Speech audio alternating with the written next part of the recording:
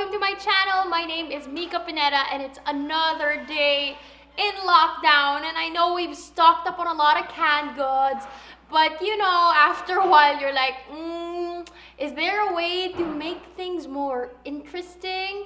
Yes, because today in my kitchen we're going to make tuna sisig using canned tuna. For my non-Filipino viewers, tuna sisig is actually a very famous Filipino dish, usually made with pork and pig ears, but today we're gonna make it with tuna, so don't worry about having to eat pig ears.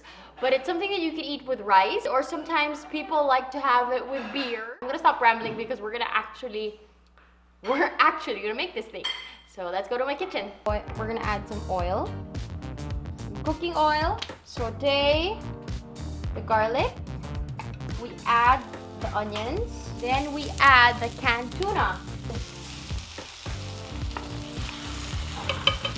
For sisig, you want it to be a little bit on the crunchier side, so we're gonna cook this through until most of the remaining liquid has evaporated. Adding 2 teaspoons of soy sauce, our green siling panigang or green chili pepper. I like adding a teaspoon of sugar. We can add some pepper. Cooking. We turn off the heat. So we're just adding 3 teaspoons of mayonnaise. But you can go more. You can put about 1/4 of a cup. But for me, I'm okay with 3 teaspoons of mayonnaise. And now it is done. And it is ready for consumption. Get in my belly. Come on, real quick. The taste test, the most important part. Restaurant level, really, really good.